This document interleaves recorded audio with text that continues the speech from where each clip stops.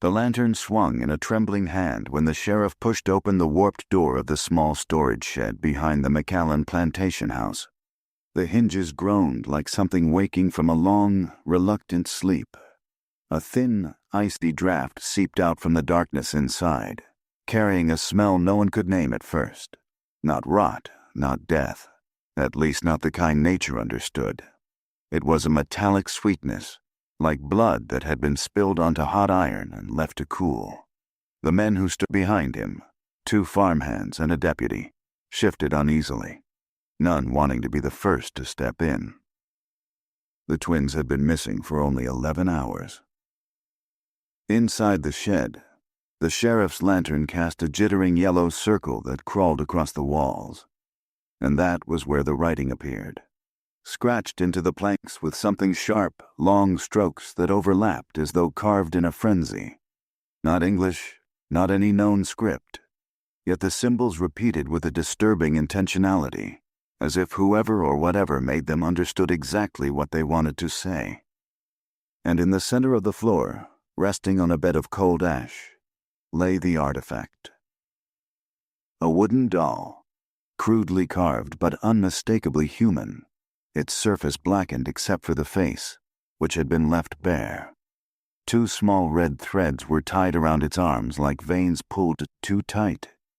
The sheriff swore the eyes had been painted open only moments before. The farmhand who discovered it insisted the doll had been upright, sitting on its own, facing the door as if waiting for them. But that wasn't the worst part. The worst part was the set of footprints around the ash. Tiny, bare, child-sized. 12-year-old footprints that circled and overlapped until they vanished entirely at the back wall, where there was no door, no opening, nothing but solid, ancient timber. The sheriff whispered under his breath, "God help those children." But God had not helped them before, and the things they had done, those 2 enslaved twins on a Georgia plantation in the late summer of 1856, were already becoming stories whispered by candlelight, shrouded in equal parts fear and awe. Stories no one knew how to explain, least of all the ones who claimed they'd seen what the twins could do. Before we continue with the story of the McAllen twins, join our community of mystery lovers. Hit subscribe and tell us in the comments which state you're listening from. Your support helps us uncover more forgotten stories like this one. The land itself seemed to hold its breath that year. Northern Georgia, in the decade before the Civil War, existed in a tension so thick a person could taste it. Cotton was king, and the wealth of men like Henry McAllen grew from the backs of those kept in chains. The plantation stretched across nearly 800 acres of rolling fields, bordered by pine forests that whispered in every wind.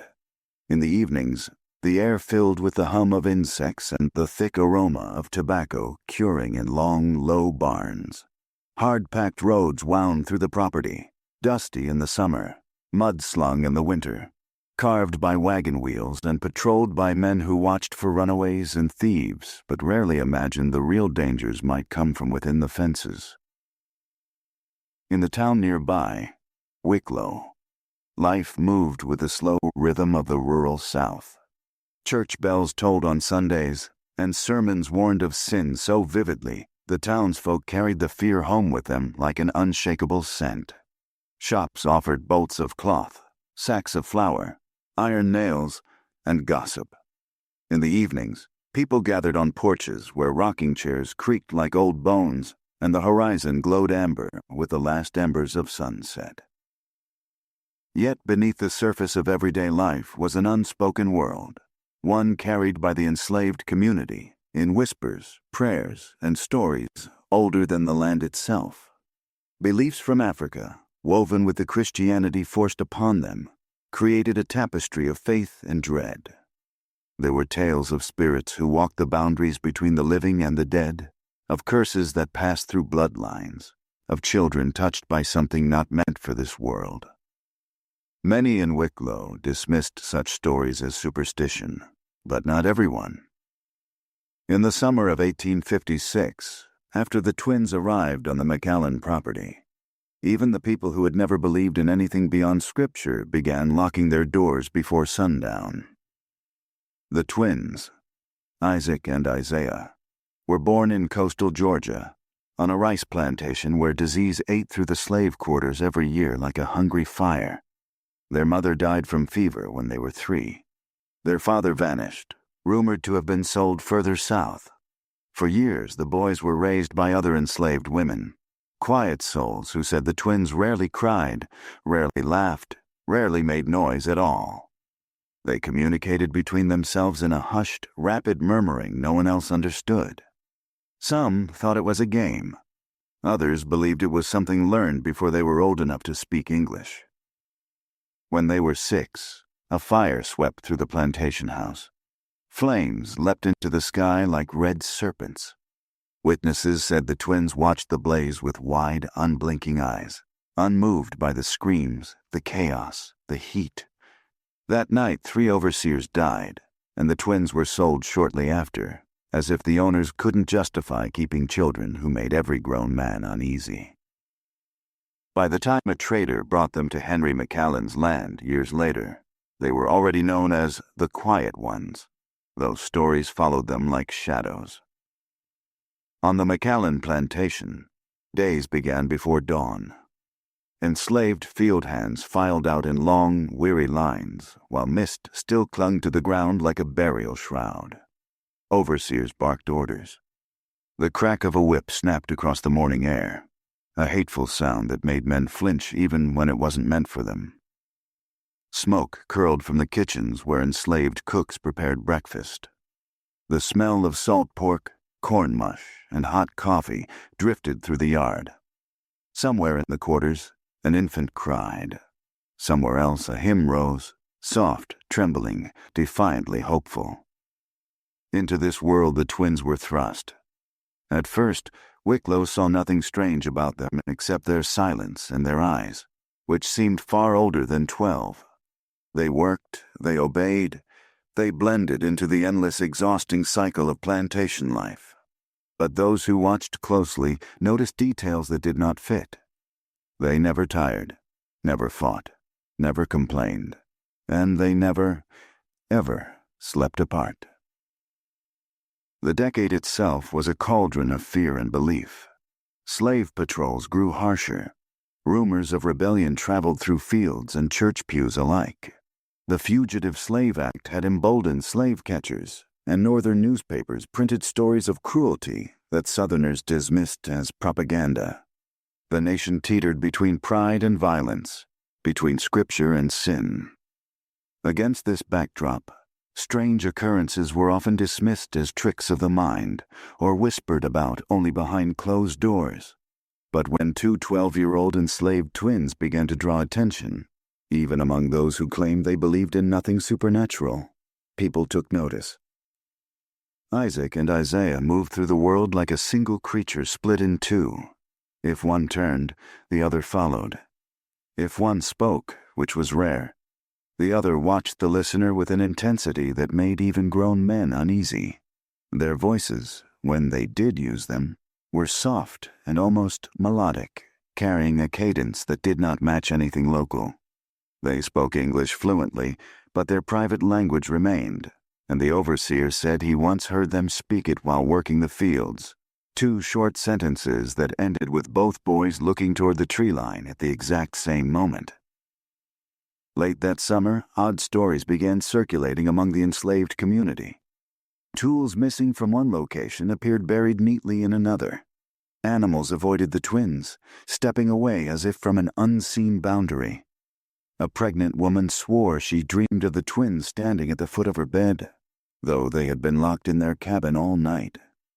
An older man claimed he saw them walking near the old well at 2 a.m, then found their cabin door still bolted from the outside. Most dismissed it as exhaustion or imagination. Life was hard. Stress did strange things to people. But the land itself seemed to sense something beneath the surface.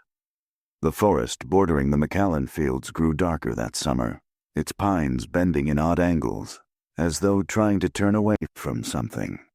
Birds abandoned their nests near the clearing. The air grew unnaturally still at dawn, thick and breathless, like the moment before a violent storm. And then came the incident at the storage shed. When the sheriff saw the symbols scratched into the walls, he recognized none of them. But the twins had been seen near that shed earlier that day. One of the farmhands claimed he heard one of the boys humming, just a few notes, so low and deep it didn't sound human. The sheriff refused to speak of that detail again. In Wicklow, fear moves fast. It leaks into wells, into sermons, into conversations at the general store. Soon, the town would be divided between those who believed the twins were dangerous and those who believed they were victims of something far older and far more terrifying than anything two children could summon on their own. But all of that was still ahead. For now, it was only the beginning of the story, one that would soon spread beyond Georgia, slipping into newspapers, private journals, and whispered recollections passed through generations. A tale that blurred the line between cruelty and the supernatural, between trauma and something unexplainable. A tale of two 12-year-old enslaved twins, and the darkness that followed them from the moment they were born. Isaac was the first one people noticed, not because he was louder, neither boy ever raised his voice above a murmur, but because he had a stillness about him that made others uneasy. He moved as if the world around him were slightly out of sync, as if he heard or saw something no one else could. He was lean, small for his age, with narrow shoulders and long fingers that seemed constantly in motion. Sometimes he traced shapes in the dirt while waiting for orders, shapes his brother watched with unwavering concentration. His face was angular, almost sharp, and his eyes were so dark they reflected more than they revealed. On the rare occasions when he looked directly at someone, it felt like he was looking through them, searching for something deeper than flesh. "Boy's got an old man stare," one overseer muttered after the first week. "Like he's seen too much." Isaiah, by contrast, had a softness to his features that made him appear younger, though they were born minutes apart. His jaw was rounder, his cheeks fuller, and he blinked more slowly, as if waking from a deep and distant dream. Yet he was always the one who moved first, the one who placed a hand lightly on Isaac's shoulder before they walked to the fields each morning. It was Isaiah who spoke more often, who tried, when required, to answer questions with short, careful remarks. But whatever words he offered felt rehearsed, as though memorized from somewhere inside the twins' shared silence.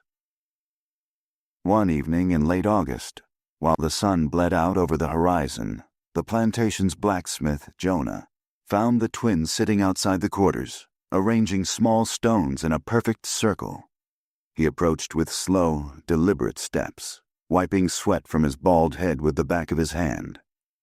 "What you boys doing out here?" he asked, his voice a low rumble, softened by weariness.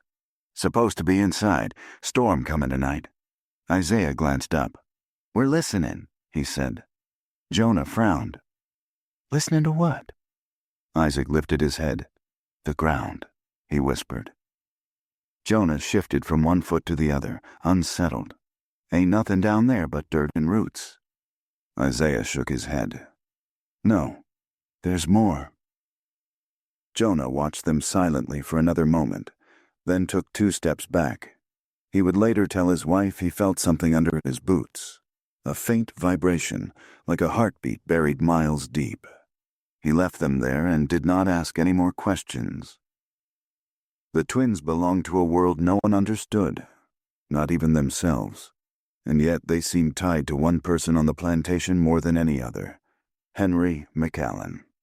Henry was a man whose presence could hush a room before he ever spoke. Tall, broad-shouldered, with a clean-shaven face and a widow's peak that made his hairline resemble an arrow pointing downward, he carried himself with the rigid precision of a man who believed the world owed him order. His eyes were pale blue, so light they sometimes appeared gray in the right sun, and they gave him a look many mistook for gentleness, until he opened his mouth. Henry was not cruel in the way some plantation owners were cruel. There were no drunken fits, No wild rages, no erratic punishments. His cruelty was colder, deliberate, controlled. He saw labor as numbers, productivity as a ledger, and the human beings who lived on his land as moving parts in a system he had perfected.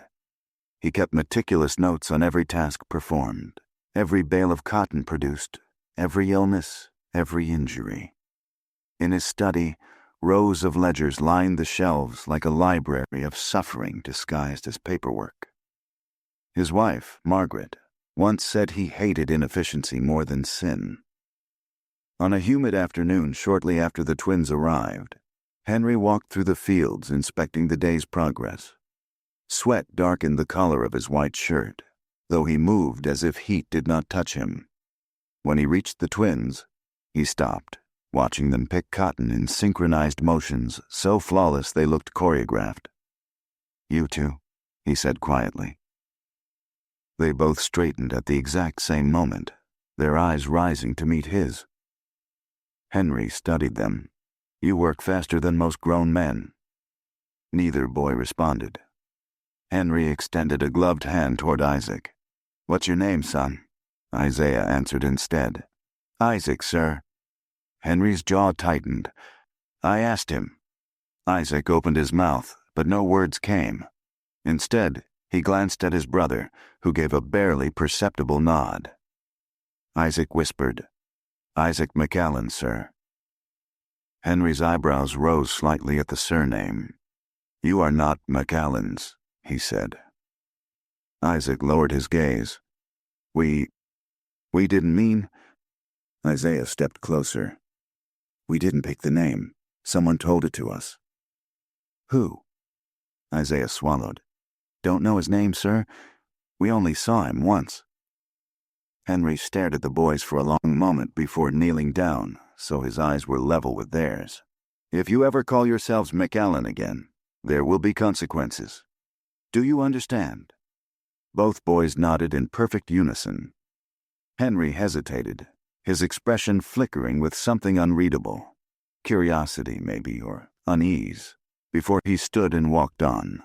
But he never forgot the way they said the name, as if repeating something whispered to them long before they ever stepped onto his land. Henry's wife, Margaret, was the opposite of her husband in every visible way. Where Henry was rigid, she was fluid. Where he was silent, she filled any room with a soft chatter that made guests feel comforted, even welcomed. Yet, beneath her gentleness was a fragility everyone noticed, but no one dared mention. Her health had been failing for years. Her cheeks held a permanent flush that came not from youth, but from fever hidden under corsets and lace. She moved delicately, as if her bones ached with every step. Margaret rarely ventured into the fields, but she often visited the quarters to deliver scraps of bread or a basket of herbs from her garden. She spoke to the enslaved workers with a kindness that walked a dangerous line, too soft to balance her husband's authority, too helpless to protect anyone from it. One morning, she found the twins by the kitchen stoop, carrying a bucket of water together, though one of them alone could have managed it. She smiled at them, the same gentle smile she wore like a mask over sadness. "You boys are the new ones," she said warmly. Isaiah nodded. Isaac stared at the bucket, avoiding her eyes. Margaret knelt beside them with a slight wince, clutching the edge of the stoop for support. "What beautiful names you have, Isaac and Isaiah. Biblical, strong." Isaiah lifted his chin. "Our mama picked them." "I'm glad she did," Margaret replied softly. "Your mother must have been very proud of you both." Isaac finally looked up. "She died when we were little." Margaret's smile faltered. I'm sorry." Isaiah's voice dropped to a whisper. "We still hear her sometimes." Margaret blinked slowly. "Hear her? In dreams, you mean?" Isaac shook his head. "We hear her when we're awake." Margaret straightened suddenly, her fingers tightening around the wood of the stoop. She did not question them further. The moment passed like a cold breath drifting across warm air. She told Henry that night, her voice trembling just a little. "They're strange boys," she said. Henry poured a glass of whiskey and didn't look at her. "All children are strange." "No," she whispered. "Not like this." There were others whose lives would intertwine with the twins' fate, whether by choice or by the cruel hand of circumstance. Sheriff Elias Rudd, for one, a man hardened by years policing a county that demanded loyalty to landowners above all else. He was built like an ox, with a broad chest, thick hands, and a weathered face carved by sun and suspicion. He did not believe in superstition. His Bible gathered dust more often than not, and he trusted steel bars and shotguns far more than scripture. Yet even he felt something wrong the first time he saw the boys. It happened a week before the shed incident. Elias was passing through the plantation on routine business when he spotted the twins in the distance near the tree line. The afternoon was still, the air thick enough to drink, cicadas buzzing in a relentless chorus. As he approached, he saw the boys standing motionless, their backs to him. "What are you two doing out here?" Elias called out. The twins did not move. Found half buried in Elias stepped closer, resting his palm on the handle of the revolver in his head out of half fractures. "I asked you a question." Residue of soot clung Slowly, the boys as turned, if someone had extinguished their eyes fixed on the sheriff with a look that chilled him. Sheriff A look devoid of fear, empty of expression, like two masks carved from the same dark wood. Trinket. Instead, Isaiah spoke. he uncovered a second. "We're waiting." A child "For what?" slate board. Elias asked. The surface answered Isaac not whispered. with arithmetic drills, "For him." but with symbols he could Elias recognize. glanced around. Long "For who? triangles, There ain't nobody out here but us." a series of numbers. Isaiah that shook his head slowly. "He's coming." Elias felt the air cool against the back of his neck, though the sun remained hot. He muttered a curse under his breath and waved them off, but as he walked away, he could not shake the feeling that the twins were not warning him. They were informing him. And then there was Jonah, the blacksmith, one of the few enslaved men who understood how to read the subtle signs of danger long before others did. Broad-chested, with arms like tree trunks and a beard peppered with gray, Jonah had learned the language of heat and pressure through metalwork. He knew when iron wanted to hold and when it would shatter. He trusted instincts that had saved him more than once from the wrath of overseers. The twins unsettled him in a way he could not explain. "They don't walk right," he told his wife one night. "They move like they know where every footstep's supposed to land before they take it." His wife stirred the pot of stew hanging over the fire. "Maybe they just scared." Jonah shook his head. "This ain't fear, this something else." He didn't share every detail, not even with her. Not the night he caught the twins near the old well, both staring into the darkness, as though someone far below whispered secrets only they could hear. Not the time he watched Isaiah place his palm on Isaac's back, and saw Isaac take a breath like a man waking from drowning. And not the moment he found 3 dead birds arranged in a perfect line beneath the boy's window. He kept those things locked in his memory and prayed the boys were harmless, or that whatever moved through them was sleeping. Because if it wasn't, Jonah feared the whole plantation might suffer the price. Over time, each person who crossed paths with the twins felt something different: curiosity, unease, pity, fear. Yet everyone sensed the same truth. Isaac and Isaiah were not ordinary children. Something bound them together in a way that defied explanation. Something watched through their eyes. Something waiting, patient, as the slow turning of the earth beneath Georgia clay. The puzzle pieces were scattered quietly across the plantation long before anyone realized they were part of a larger pattern. One that would soon consume Wicklow in whispers, accusations, and horrors, hidden just beneath the edge of reason. And it all began with 2 boys who never walked alone, never slept alone, never dreamed alone. 2 boys who carried something the world was not prepared to understand. The first signs were so small that most people ignored them. A missing tool, a strange noise at night, a door left open that had certainly been shut. Plantation life was full of small mishaps. Too many hands, too little rest, too much fear. But these incidents clung to the twins like shadows. The earliest happened in the smokehouse. Jonah discovered it one dawn when he went to fetch salted pork for the day's ration. The smokehouse was locked every night with a heavy iron latch that required a grown man's full strength to secure.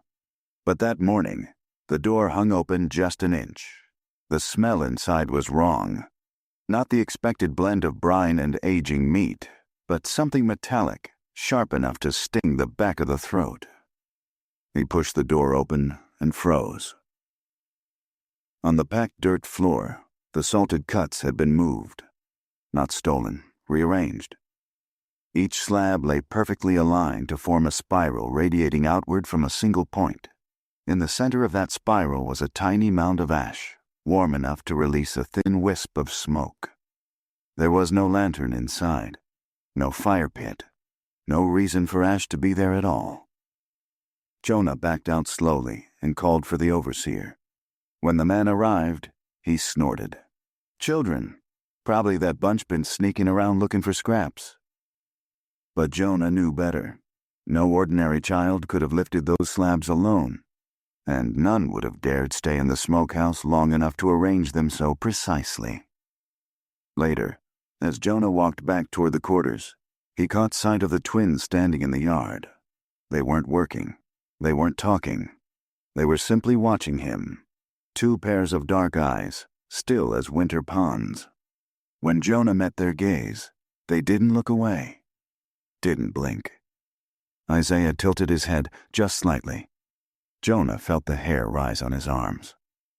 A few days later, Margaret McAllen experienced something she could not explain.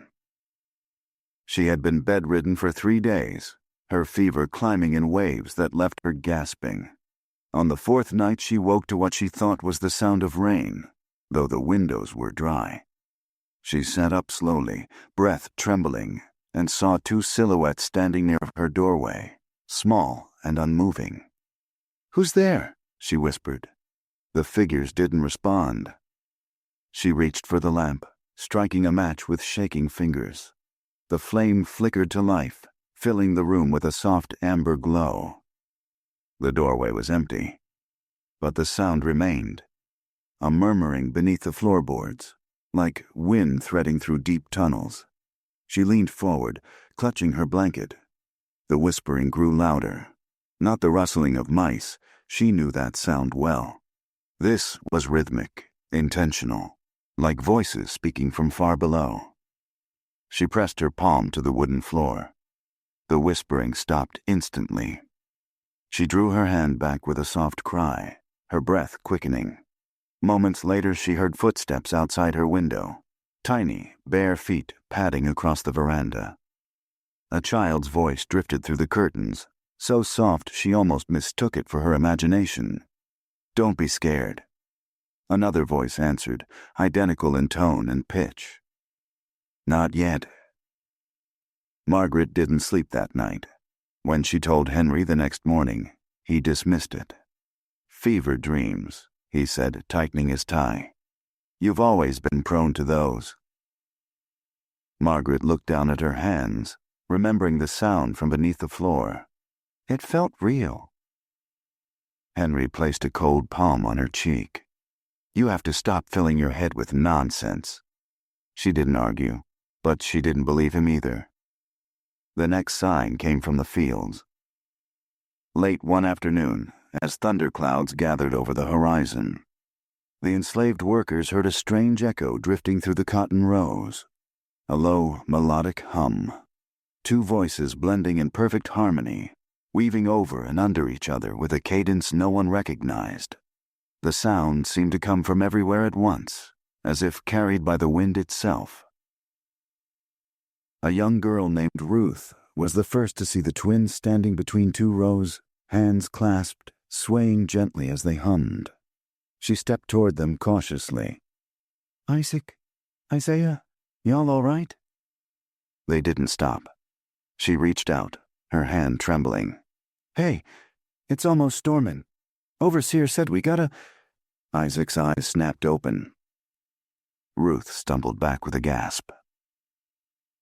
His pupils were dilated so wide there was no color left, only black, gleaming like polished stone.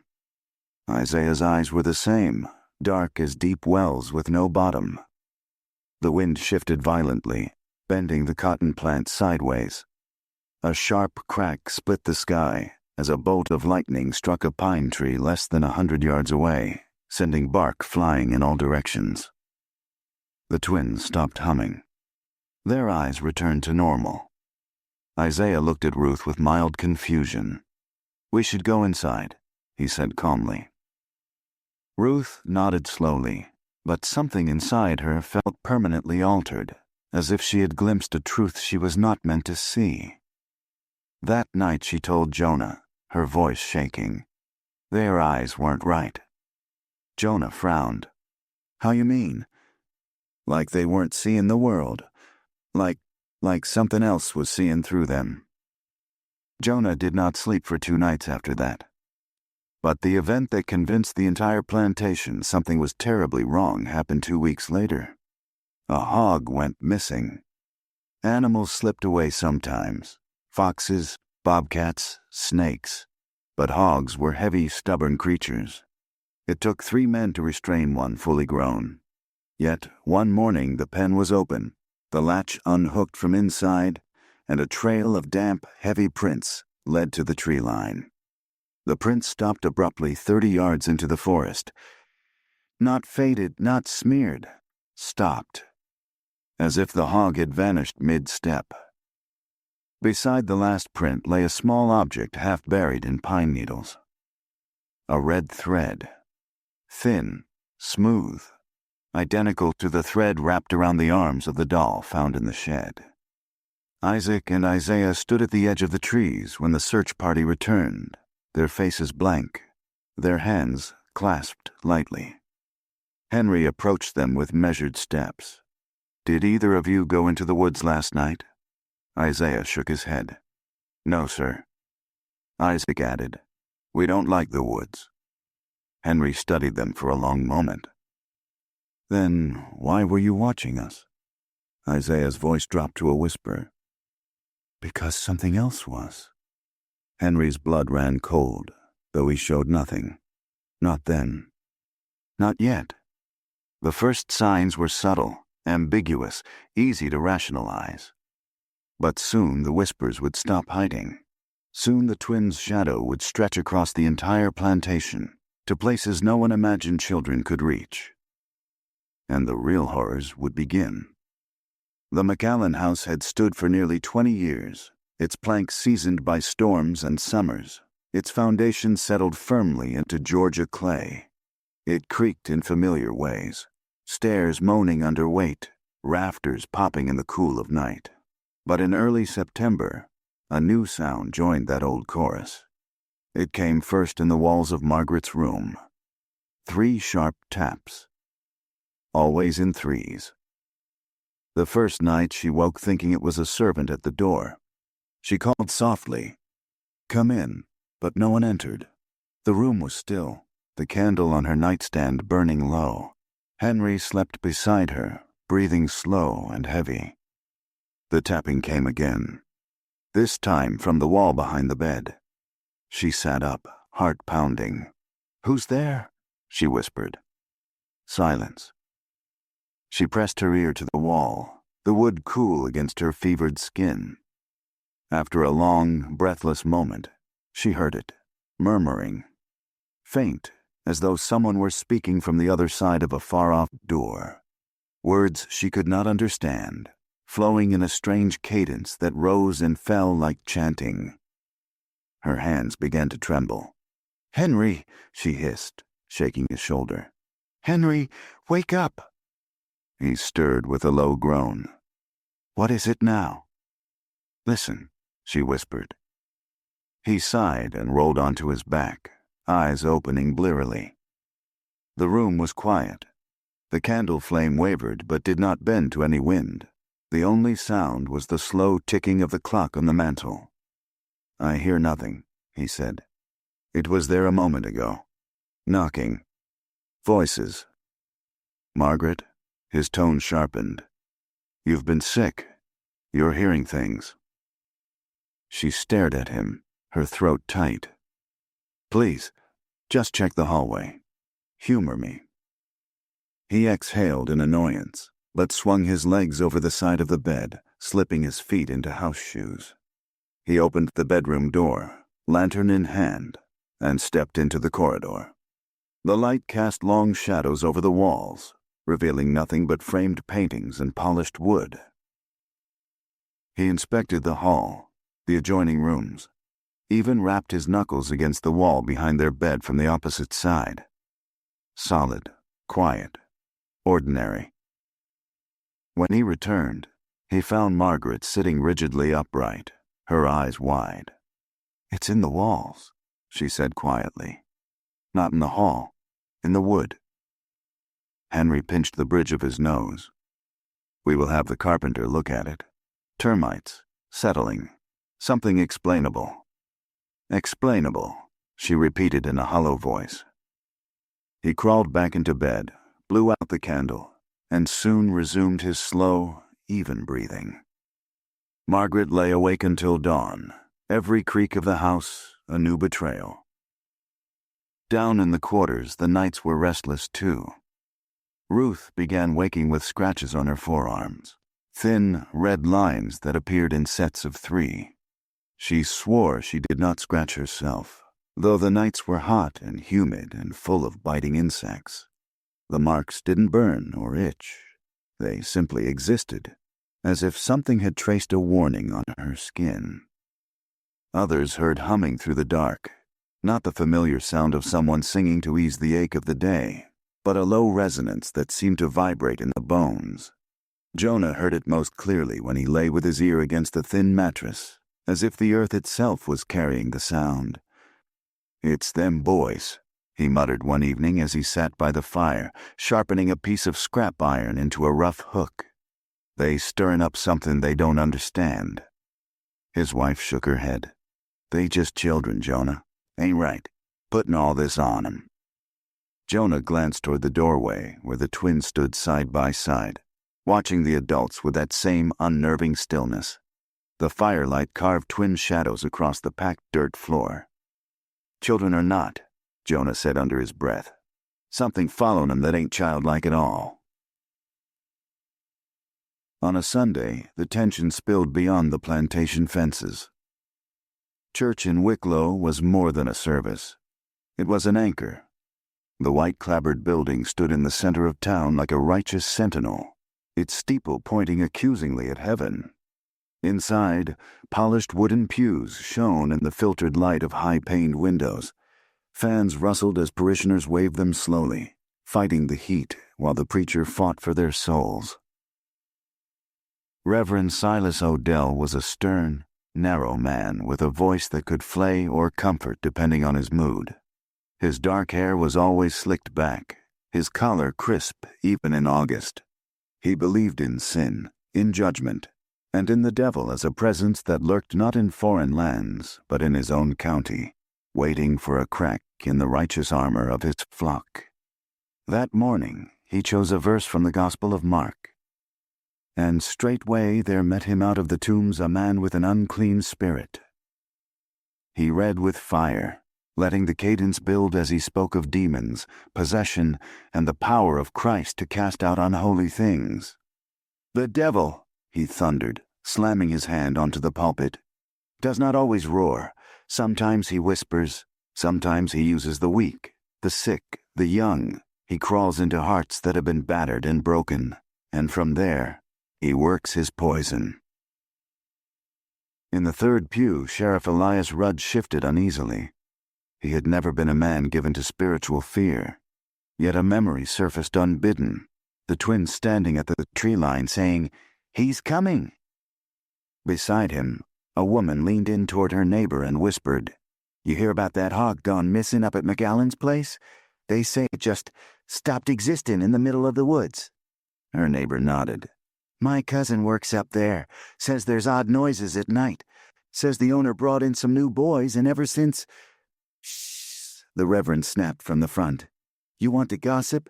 Do it after the Lord's word is finished with you. The woman lowered her gaze, cheeks flushing. But the rumors did not stop when the sermon ended. If anything, they multiplied. Stories spread like mold in a damp cellar, quiet, invisible at first, then suddenly everywhere. By evening, half the town had heard some version of the tale. 2 strange boys, odd noises, missing animals, a mistress losing sleep. Mark my words, an old man outside the general store said, packing his pipe with care. It's witch work, devil business. Witches are women, another scoffed. This is mischief, children acting out. The old man struck a match. Call it what you want. When livestock vanish and good Christian folk hear voices in their walls, I don't call that mischief. I call that a warning. Sheriff Rudd decided he'd heard enough. That same week, he rode back out to the McAllen plantation. The sky hung low and gray, clouds heavy with unshed rain. He tied his horse to the post and found Henry on the veranda, looking out over his fields with a scowl. You've got yourself a problem, Elias said without preamble. Henry's jaw tightened. If you mean the hog, I've already replaced it. Not the hog, the stories. Henry turned slowly. Stories are the currency of idle minds.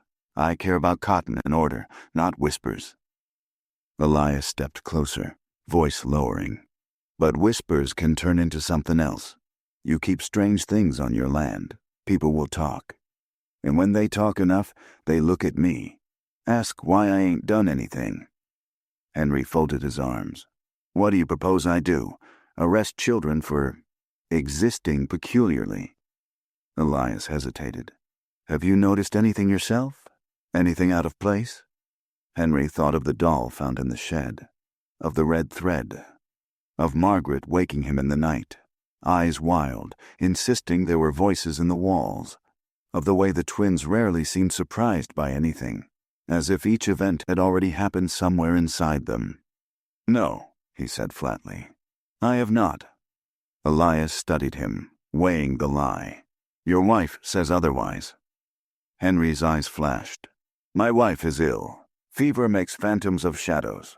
I will not have her name dragged into gossip. A tense silence settled between them. Elias sighed. At least let me talk to the boys. Alone. Henry hesitated longer than he intended. Finally, he nodded. Fine. You'll find them near the well. They do chores there in the afternoons. The twins were waiting when the sheriff approached, as if they had known he was coming. They stood side by side, the rope and bucket untouched beside them. The well yawned dark and wide at their feet. Afternoon, Elias said, forcing an even tone. Afternoon, Sheriff, Isaiah replied. Isaac's gaze flicked briefly to the tree line, then back. Elias hooked his thumbs in his belt. Hear there's been some strange goings-on around here. Folks say you boys know more than you're letting on. Isaiah tilted his head. Folks say a lot of things. Did you open that hog pen? Elias asked. No, sir, Isaiah said. Did you go into the woods that night? Isaac spoke, voice almost inaudible. We don't go where it wants us to. Elias frowned. Where what wants you to? Isaiah's eyes softened with something that might have been pity. You shouldn't stand so close to the well, Sheriff. Elias glanced down. His boots were near the crumbling edge of the stone ring. Dirt flaked beneath his soles. He stepped back reluctantly. You boys know people are afraid of you? He asked. Isaiah shrugged. People are afraid of things they can't see. Elias studied them, trying to pin down the source of his unease. You hear things? See things the rest of us don't? Isaac looked at him, really looked at him, and Elias felt exposed in a way he could not name. We hear what the ground remembers, Isaac whispered. Elias forced a humorless chuckle. Ground. Don't remember a damn thing. Isaiah smiled faintly. You stand on it every day. You think it don't know your weight? A shiver coiled in Elias's spine. He cleared his throat. You boys stay out of trouble, you understand? If I hear you're stirring folks up, I'll be back. The next time I'll bring more than questions. He turned and walked away, feeling their gaze on his back until he was out of sight. That night, it rained for the first time in weeks. A heavy, punishing downpour that turned the yard to mud and beat against the house with relentless hands. Thunder rolled over the hills, and lightning striped the sky. The enslaved huddled in their quarters, praying the roofs held. In the big house, Margaret lay awake, listening. The knocking returned. 3 sharp taps. This time, it came from the floor beneath her bed. She pressed her palms over her ears, tears leaking from the corners of her eyes. The tapping grew louder, more insistent. Then suddenly, it stopped. The silence that followed was worse. A voice, clear as if whispered into her ear, spoke from nowhere and everywhere at once. Not yet. She bolted upright, clutching her chest. Her breaths came in shallow gasps. She stumbled from the bed, grabbed a shawl, and fled her room, bare feet slapping against the corridor floor. She found Henry in his study, bent over his ledgers, a single lamp casting his face in grim concentration. "Henry," she choked. "Something is wrong with this house." He looked up, irritated and concerned in equal measure. "Margaret, it's a storm. You are overwrought." "No." She shook her head vigorously. "It's the boys. Ever since they came." Henry slammed his ledger closed. "Enough." She stared at him, stunned. "I will not," he said, voice cold, "have my home turned into a stage for superstition. The boys are workers, nothing more. Say another word about them in front of the servants, and you'll fan flames we cannot control." Margaret's voice dropped to a desperate whisper. "What if the flames are already here?" Henry stood, jaw clenched. "Go back to bed."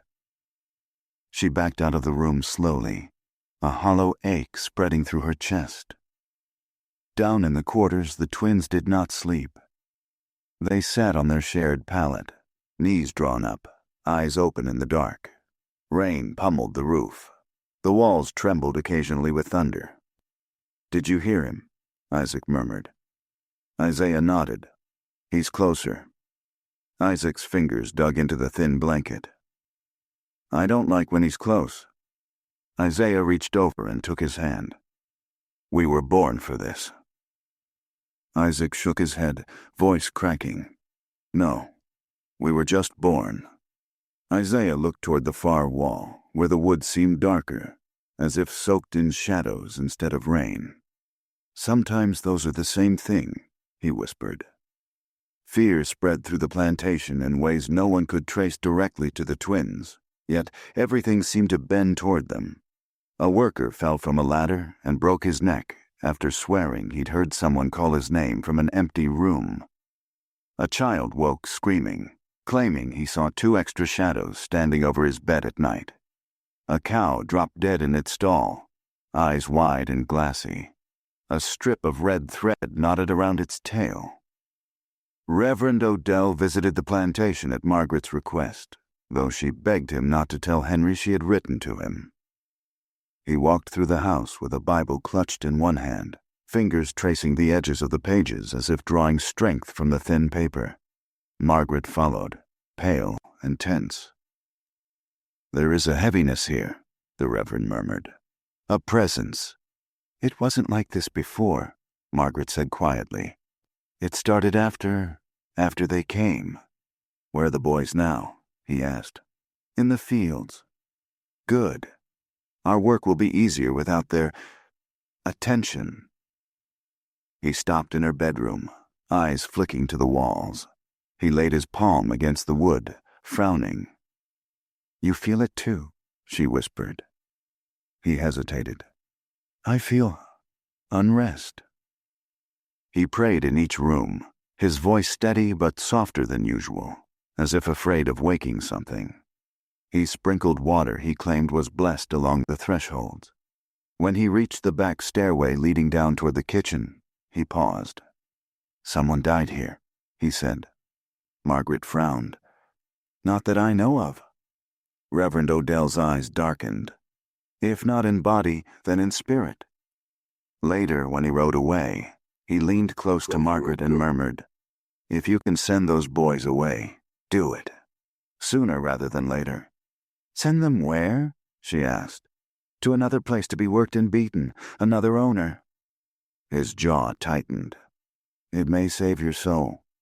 She watched him go, feeling no lighter than before. On the outskirts of town, talk grew bolder. "Mark me," one man said at the tavern, ale sloshing in his mug. "Two boys like that, something bad gonna happen. We ought to ride out there, see for ourselves what's going on." "You want to cross McAllen?" another replied. "You go right ahead. He got influence from here to Atlanta. Sheriff won't lift a finger against him." "What if it's not about McAllen?" the first man muttered. "What if it's about keeping the devil out of our county?" The others shifted uneasily. Out in the fields, under a sky the color of old bruises, the twins continued their work, fingers moving with mechanical grace through cotton bolls. Their faces were calm. Their eyes occasionally strayed toward the forest, the well, the big house. Waiting.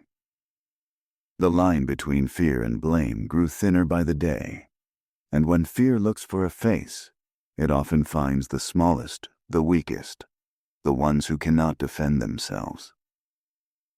Two 12-year-old enslaved twins made perfect mirrors for everyone's darkest suspicions. What do you think, guilty souls cursed by God or victims of madness? Tell us below. Your theories matter here.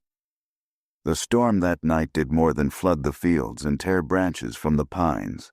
It reset the land, washed it clean in places, exposed it in others. And when dawn came, pale and cold beneath a sky scraped thin by departing clouds, the plantation stirred with the uneasy sense that something unseen had shifted. No one felt it more sharply than Jonah. He was the first to realize one of the wells had turned foul. There were 4 wells on the McAllen property, 2 for the big house, 2 for the quarters. The one nearest the smithy had always produced clear water, cold even in summer, reliable as any spring. But that morning when Jonah lowered the bucket and drew it up, the rope burned strangely against his palms. When he leaned over the rim, his breath caught. The water was dark, not muddy, dark as if ink had bled through it, and floating on the surface were small, pale shapes that drifted lazily in the weak morning light. Frog eggs, he thought at first. But when he dipped a finger to stir them aside, something brushed his skin, smooth, soft, unmistakably human. He jerked back, heart thundering. "Lord have mercy," he whispered. The pale shapes were fingernail-sized pads of flesh, skin, tiny scraps, like shavings left behind after something worked with a blade. He backed away slowly, crossing himself even though he had never been a religious man. Then he grabbed the half-full bucket and stormed toward the yard, the dark water sloshing dangerously. He found Isaac and Isaiah near the woodpile, neatly stacking logs. "You boys," Jonah called out, breath sharp. "Come here." They approached without hesitation, too quickly, he thought, but their faces were unreadable. "Y'all go near that smithy well last night?" he demanded. Isaiah shook his head. "We went straight to bed after chores." Isaac glanced down at the bucket. "What happened?" Jonah thrust it toward them. "Look." Isaiah peered inside first. No reaction. He simply blinked. Isaac leaned forward, studying the scraps of flesh. He reached out a tentative fingertip, as though expecting the water to speak. Jonah slapped his hand away. "Don't you touch that." Isaac didn't flinch. "It wasn't us," he said quietly. Jonah stared hard at them. "Well, if it wasn't y'all, then who?" Isaiah lifted his chin toward the forest. "He's hungry." Jonah felt a cold ripple travel down his spine. "You keep saying that," he growled. "Who is he?" Before the boys could answer, Overseer Clark approached, his boots sinking into the wet clay. "What's this fuss?" Clark barked. Jonah held up the bucket. "Water's bad. Look in there." Clark glanced inside, then grimaced. "Well's contaminated. Frog rot or some such. We'll close it off." "That ain't frog rot," Jonah snapped. "That's skin." Clark lifted his whip lazily. "You making accusations, Jonah?" Jonah stiffened. In one belittling gesture, Clark had reminded him of his place. "No, sir," Jonah muttered. "Just saying it ain't natural." Clark spat onto the dirt. "Nothing natural about a storm like last night. Now get these boys back to work and toss that bucket. Don't need sickness spreading." He walked away, muttering curses about ignorant superstition. Jonah watched him go, jaw clenched. When he looked back at the twins, they were staring at the forest, their expressions not fearful but almost reverent. Jonah didn't tell anyone he had seen the scraps of flesh pulse once, just once, before sinking beneath the black water. By midday the heat returned, though the sky still carried the metallic scent of moisture. The enslaved workers slogged through the fields, shoes heavy with mud. Isaac and Isaiah worked quietly, heads bowed, shoulders touching. Henry McCallan rode through the rows on horseback, his coat spotless despite the muck. He stopped occasionally to survey progress, calling out corrections with a tone that bordered on bored contempt. When he neared the twins, he slowed. "You two, look at me." They obeyed instantly. "You hear anything about this well nonsense this morning?" Henry asked. Isaiah nodded. "Jonah asked us." "And what did you tell him?" "That it wasn't us," Isaac said. "And do you know what caused it?" "No, sir," they answered together. Henry studied them closely. "Understand this. I will not tolerate disruptions. I will not have panic spreading through this plantation. You are to keep to your work. If anyone approaches you with foolish questions, you direct them to me. Understood?" Isaiah's soft voice answered. "Yes, sir." Isaac hesitated a heartbeat longer. "Yes, sir." Henry leaned slightly in his saddle. "You two carry an air with you. People talk. I don't like talk." Isaiah met his gaze calmly. "We don't talk much, sir." Henry didn't smile, but something flickered in his eyes. Annoyance, maybe. "Get back to work," he said, and rode on. But the whispering in the rows continued long after he passed. Everyone sensed a tension in the air, like a string pulled too tight, ready to snap. That evening, the problems worsened. A child went missing. Her name was Tessa, a small girl who lived with her mother in the farthest cabin of the quarters. She couldn't have been more than 7. Her mother had put her down for a nap while she gathered vegetables from the small garden behind their home. When she returned 15 minutes later, the door was open. "Tessa?" she called out. "Nothing." She checked under the small table, under the pallet where they slept, behind the cooking pots. The child's shoes were still by the door. Her scrap doll lay on the bed. Outside, the sun had begun to set in streaks of orange and pink. The woods loomed like a mouth. "Tessa!" she screamed, running into the yard. People came running: Ruth, Jonah, Clark, half a dozen others. They called out, searched the cabins, fanned inward and outward in widening circles. Someone grabbed a lantern. Clark cursed the whole time, blaming the mother for negligence. "Girl's probably hiding somewhere," Clark barked. "Children wander." "Not Tess," the mother sobbed. "She don't wander. She scares easy. Jonah knelt near the cabin door, fingers brushing the dirt. Tracks, he murmured. Small ones. Heading toward the trees. Everyone froze. Clark rolled his eyes. She went looking for flowers or some such. We'll fetch her. But Jonah's voice dropped.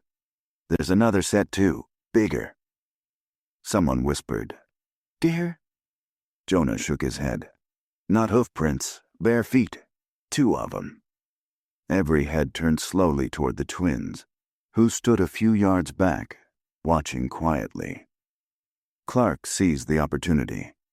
You two, did you see her? Did you go near this cabin? Isaiah's eyes widened faintly. No, sir. Isaac said nothing. He was staring at the tree line, body tense. Clark marched toward them. Don't you stand there staring. You answer when spoken to. Isaiah stepped in front of his brother instinctively. We didn't see her. Clark grabbed Isaiah by the arm. Jonah reacted before thinking. Stop. Clark froze mid-motion, glaring. You forget yourself? Jonah swallowed hard. Just don't hurt the boy. They ain't said they done nothing. Clark jerked Isaiah toward him. Then why they looking at the woods like the devil is self-living in there? Isaac's voice broke the air like a shard of ice. He is. Everyone went still. Clark released Isaiah abruptly. Search the trees. Now, if we find that girl, she's getting a whipping for running off. The search party moved into the forest, calling Tessa's name until their throats grew raw. Lanterns flickered between the pines. Twigs snapped. Birds scattered noisily overhead. But the deeper they went, the quieter the woods became. Hours passed. Then Ruth screamed. The lanterns converged on her location. She knelt beside a fallen pine, sobbing, hands shaking violently. What? What happened? Jonah yelled. She pointed at the ground. There, nestled between 2 roots like an offering, lay Tessa's dress, folded, neatly, cleanly, as if placed by gentle hands. Beneath it, a single scrap of red thread. The mother collapsed in wailing grief. Clark scowled. Girl's probably hiding somewhere up a tree or in a thicket. Kids take off their clothes sometimes. Folded? Jonah spat. A child don't fold her dress like that. Maybe she was... The wind shifted suddenly, carrying with it a low hum. Familiar. Bone deep. Listen, Ruth whispered. The humming grew louder. 2 voices. Twin voices. Everyone turned toward the sound. Isaac and Isaiah stood at the edge of the trees, lantern light flickering over their faces. We found her, Isaiah said softly. Jonah rushed forward. Where? Isaiah pointed to the center of the forest. But she's not hurt. The mother's voice cracked. Where is she?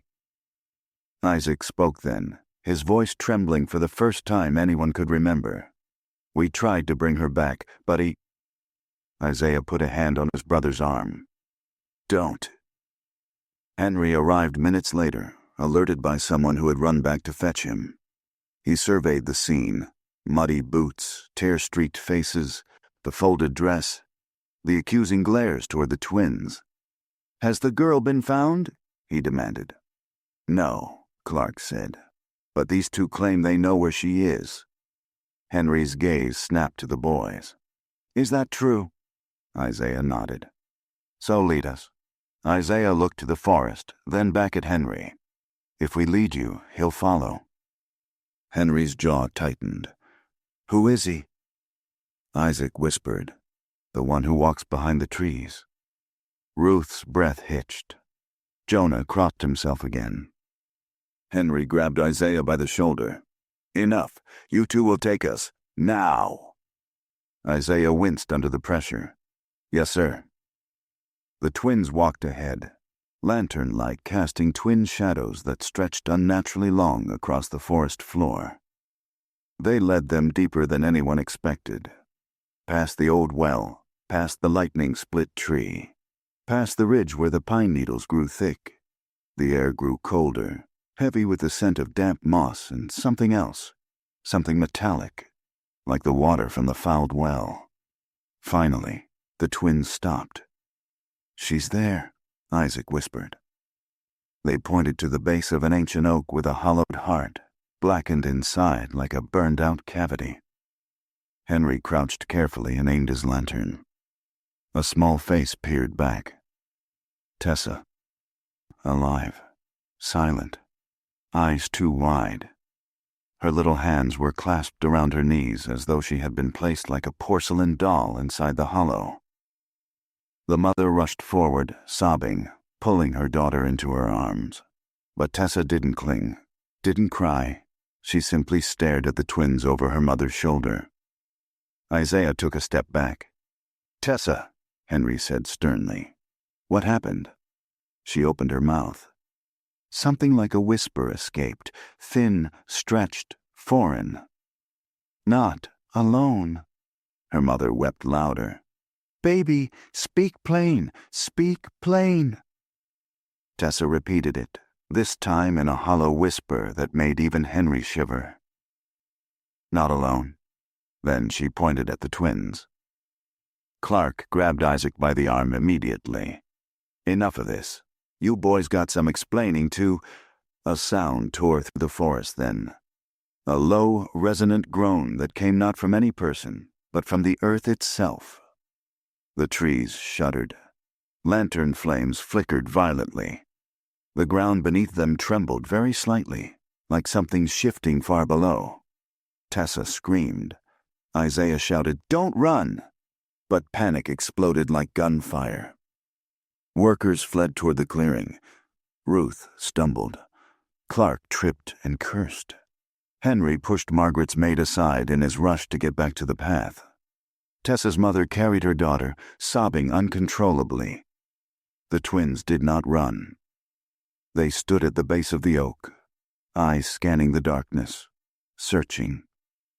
Isaiah grabbed Isaac's wrist. "He's here." "I feel him," Isaac whispered.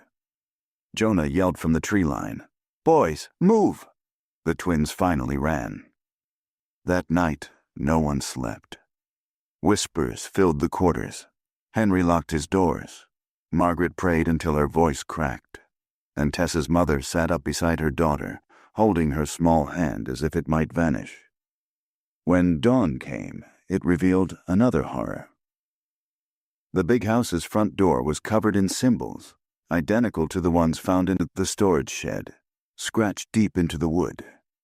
And in the center of the porch lay a small bundle wrapped in cloth. Inside it, Henry found his missing dog. Jaw broken. Body arranged in a perfect circle.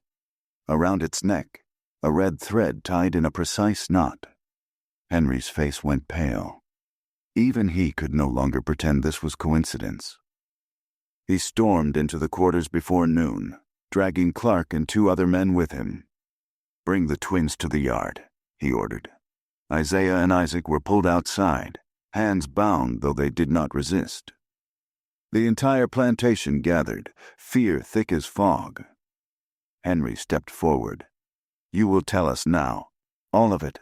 No more riddles." Isaiah looked around at the terrified faces.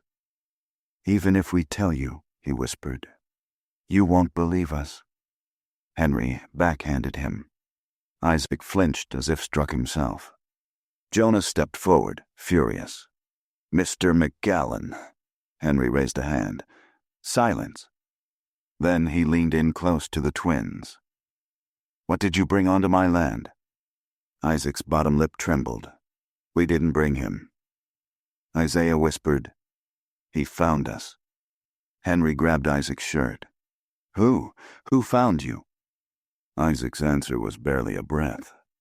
"The one who watches, the one who walks, the one who listens through the ground." Clark crossed himself. A woman fainted. Someone whispered, "Lord, protect us." Isaiah's eyes filled with tears. "We tried to stop him." Henry shook his head. "From what?"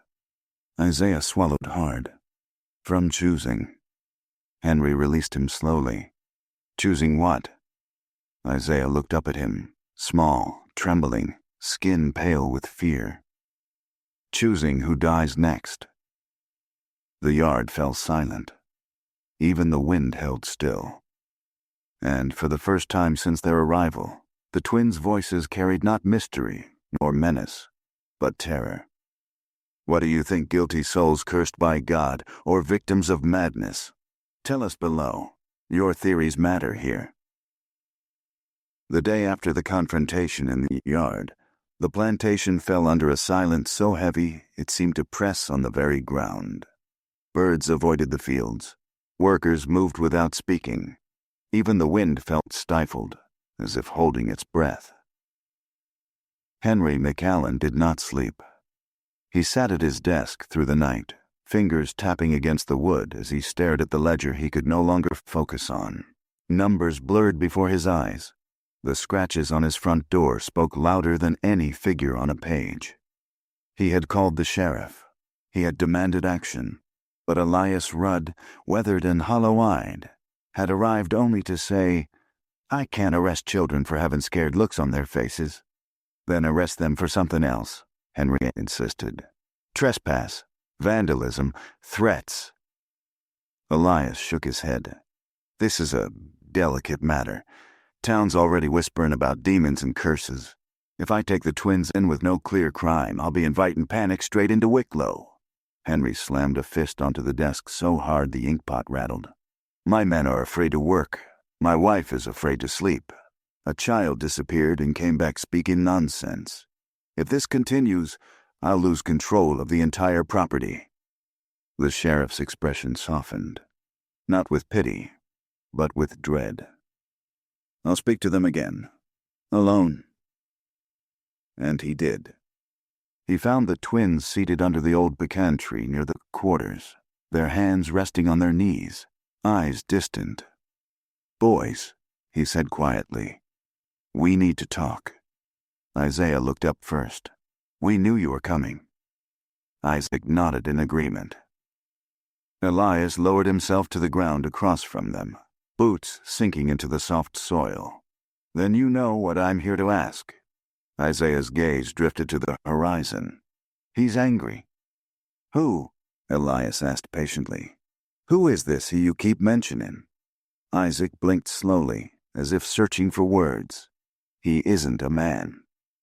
"Not anymore," Isaiah murmured. Elias leaned forward. "Then what is he?" Isaiah's eyes filled with something close to sorrow. "A listener." Elias rubbed his jaw. "And what's he listening for, exactly?" Isaac whispered. "For footsteps, for breathing, for names." Elias frowned. "Names?" "He learns them, one by one," Isaiah said, "like he's hungry for them." Elias's skin prickled. "Where did you meet this thing?" Isaac's hands twisted in his lap. "Before we came here," Isaiah added, "before the fire." The sheriff's breath caught. The fire. The one that killed 3 overseers on the twins' former plantation. Elias steadied his voice. "Tell me what you saw." Isaiah spoke first. At night the fields would go quiet. The frogs, the insects, all of them stopped. Like the earth was listening. Isaac added, "We heard footsteps, but not on the dirt. Under it." The sheriff swallowed. "Under the ground?" The twins nodded. Isaiah said softly, "He walks where roots tangle, where bones lie, where things forgotten stay forgotten." "And he whispered to us," Isaac murmured. "Said we were the only ones who could hear him." Elias's voice hardened. "Why you two?" Isaiah looked at his brother before answering. "We're twins. The old women said twins hear the world twice." Elias stared at them, a sharp unease coiling in his gut. "And you brought whatever this is here?" Isaac shook his head fiercely. "No, he followed." "Why?" Elias pressed. Isaac whispered, "He wants someone." "Who?" The boys exchanged a look so loaded with fear, Elias nearly reached for his revolver. Isaiah answered, "He wants the one who belongs to this land." Elias frowned. "McAllen?" Isaiah closed his eyes. "No, not him." Isaac added, "Not just one person, a family, a line." Before the sheriff could probe further, a sharp scream split the air, high, shrill, unmistakably Margaret McAllen's. Elias bolted upright, his hand flying to the pistol at his belt. "Stay here," he barked at the twins. But Isaiah's voice followed him like a chill. "He's chosen." Elias sprinted toward the big house. Through the second-story window he saw movement, a blur, a shadow, something flitting past the curtains. Margaret's screams escalated into choked sobs. Henry burst from the front door at the same moment Elias reached the veranda. "Upstairs!" Henry shouted. "Come quick!" They thundered up the staircase, feet pounding against polished wood. Margaret's screams grew sharper, more frantic. When they reached her bedroom, Henry threw the door open so violently it slammed against the wall. Margaret stood pressed against the far corner, fingers clawing at the wallpaper, eyes wide with primal terror. "Margaret!" Henry roared. "What is it?" Her shaking hand lifted. She pointed at the bed. Elias followed her gaze, and his blood ran cold. The mattress bulged, as though something inside it was pushing up from underneath. The fabric strained. The stuffing shifted in unnatural waves. Then, 3 knocks. From inside the bed, Henry staggered backward. "No, no, no!" Elias drew his pistol. "Stay back." The mattress throbbed once more, then split, not with claws, not with force, but with something delicate. A long, thin crack ran across the surface of the fabric, opening like a mouth. Feathers spilled out, drifting through the room like snow. And beneath them, Elias's mind struggled to comprehend what he saw. Tiny, human fingertips pressed against the exposed stuffing. Then vanished, sinking as though pulled backward by something unseen. Margaret screamed again, collapsing to her knees. Henry grabbed her, pulling her into his arms. Elias approached the bed slowly, pistol shaking. The small fingertips appeared once more, just for a moment, pale, child-sized, resting gently on the edge of the split. Then a whisper rose from inside the mattress. Soft, breathless, familiar. "Not alone." Elias froze. "Tessa," he whispered. But the voice shifted, deepened, multiplied, until it was 2 voices, then 4, then dozens, a chorus of whispers layered upon one another. "Not alone, not alone, not alone." Elias stumbled back from the bed, revolver trembling in his grip. Henry spat through clenched teeth. "What is happening in my home?" Before Elias could answer, the bedroom window shattered inward, glass spraying across the floor. The wind roared with impossible strength, extinguishing the lamp and plunging the room into flickering half-darkness. Margaret clung to Henry, sobbing, and in the sudden cold silence, another voice spoke from the broken window. A boy's voice. Isaiah's. "He's here." Both twins stood outside on the balcony, rain soaking their clothes, faces white under the storm-lit sky. Isaac gripped the railing tightly, knuckles pale. "Get inside," Henry barked. Isaiah shook his head slowly. "He won't cross the door unless someone calls him." Margaret whimpered. Who is he?" Isaac stared into the room, his voice trembling. "The listener." Elias fired a warning shot into the floor. "Enough of this damn nonsense." But the storm swallowed the gunshot. Isaiah stepped into the room, dripping water across the floorboards. "You asked what he wants." Henry backed away, pulling Margaret with him. Isaiah continued. "He wants silence. He wants stillness. He wants the land quiet again. He woke up because something disturbed him. Elias hissed. What disturbed him? Isaac answered. A grave. The room fell into a deeper silence than before, one that pressed against the ears like a thick cloth. What grave? Henry demanded. I know every grave on my land. Every one. Isaiah shook his head gently. Not the ones you buried. The ones buried by those before you. Elias felt his stomach twist. Isaac pointed at the floor beneath Margaret's bed. He came because someone woke him up. Margaret sobbed. We didn't touch anything.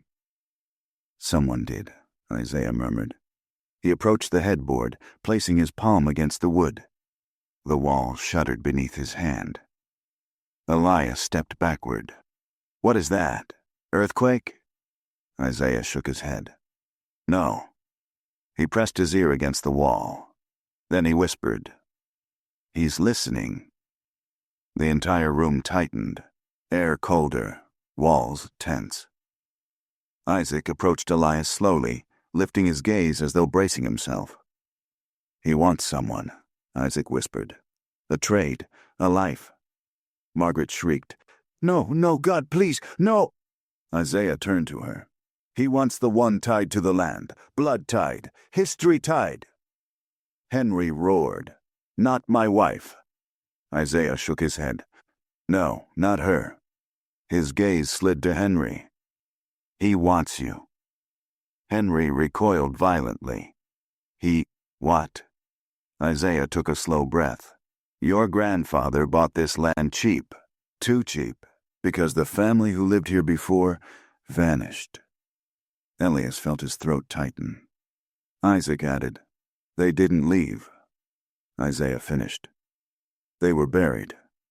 Elias whispered, Under the house. Isaiah nodded once. And Henry's family never told. Never moved the bones. Never blessed the ground. So the listener slept. He slept and slept and slept, until someone disturbed him. Margaret clutched her chest, collapsing against Henry. Henry shook his head furiously. I never knew. My father never. This is madness. Isaiah stepped back. Doesn't matter. He's awake now, and he wants the one who profits from the land of the dead. Henry spat. You little monster! But his words halted when the floorboards near the bed began to ripple, as if something beneath them was rising. The mattress convulsed. Feathers burst upward. Margaret screamed. Elias fired again, bullets splintering wood. Isaiah raised both hands. He's breaking through! Isaac cried out, grabbing his brother's arm. We can't stop him! You can, Elias snarled. If you started this, then end it. Isaac's voice cracked. We didn't start it. Isaiah looked at Elias with trembling steadiness. But we are the doorway. The floor split. Not violently, not explosively, but with slow, deliberate precision, as though someone below were peeling back the boards with careful fingers. A cold draft filled the room. And then a hand emerged. Thin, gray, nails long and curved, skin stretched tight like old parchment. Henry screamed. Margaret fainted. Elias stumbled backward, crossing himself despite never doing so before. Isaiah whispered, tears streaming freely down his face. He wants his land back. The hand groped at the boards, feeling its way into the room. Another hand followed, then the top of a bald, ashen head. Elias fired again, directly into the creature's skull. The bullet passed through as if the thing were made of smoke. It did not flinch. Behind him, Henry grabbed Margaret and dragged her toward the hall. Move, he shouted. Get out! But the door slammed shut, trapping them inside. Isaiah turned to the sheriff, voice breaking. He won't let anyone leave. Elias aimed his pistol again, though he knew it was useless. Then how do we stop him? Isaiah held Isaac's hand tightly, voices overlapping. We can't stop him, but we can guide him. Elias's heart hammered. Guide him where? Isaac stared into the widening crack in the floor. To the truth. The creature's upper body emerged, lean, translucent, ribs showing beneath semi-solid flesh. Its mouth hung open in a permanent, silent scream. Isaiah lifted both hands, palms outward, as though calming a wild animal. "He wants the truth spoken." Henry shouted, "What truth?" Isaiah turned to him slowly. "Yours." Henry shook his head violently. "I've done nothing, nothing," Isaac whispered. Lies anger him. Cracks spread across the floor like veins of darkness. Isaiah took a step toward the creature. "No," Elias barked. Isaiah didn't stop. "He listens to us," Isaiah murmured, "because we are two halves of one voice." Isaac stepped beside him. "We speak together." The air vibrated. The creature lifted its face toward them, its hollow eyes shimmering with a sickly light. Isaiah whispered, "You may have our voices," Isaac finished, "but not our names." The creature recoiled. For the first time, it reacted. Isaiah closed his eyes. So did Isaac. In unison, they began to speak. Not English, not any language anyone recognized. A deep, resonant chant poured from their throats, echoing in layers, weaving through the room like a living thread. The creature shuddered. The floorboards rattled. The walls groaned. Elias dropped his pistol, clutching his ears as the twins' chant grew louder, deeper, impossible for human lungs to sustain. Henry fell to his knees, shaking uncontrollably. Margaret whimpered unconscious in his arms. The creature screamed then, a silent, tear-inducing scream that split the air without sound. Feathers rose from the torn mattress. Dust lifted from the floorboards. The room vibrated like the heart of a great machine. Isaiah's voice broke mid-chant, but Isaac caught the rhythm, pulling his brother back in. The creature stretched toward them with spindly arms, then collapsed in on itself like wet ash. The cracks sealed. The floor stilled. The wind stopped. Silence fell. Isaiah slumped forward. Isaac caught him. Elias stared at the closed floor, chest heaving, sweat pouring down his face. Henry whispered, voice shaking uncontrollably, "What did you do?" Isaiah lifted his head weakly. "We didn't banish him." Isaac nodded. "We only told him." Both boys looked at the sheriff with hollow, exhausted eyes. "To wait." Isaiah staggered to his feet. Isaac joined him. Elias forced out the words. "Wait for what?" Isaiah answered. "For the right death." Elias stared, horrified. "Whose?" The twins exchanged a final look. Isaac whispered, "He chooses." Isaiah finished. "Not us." And in the room where a creature from beneath the earth had nearly claimed a life, the twins turned and walked out through the broken door as if it had never been locked. If you stood in that room, would you call it crime? Or sacrifice? Leave your answer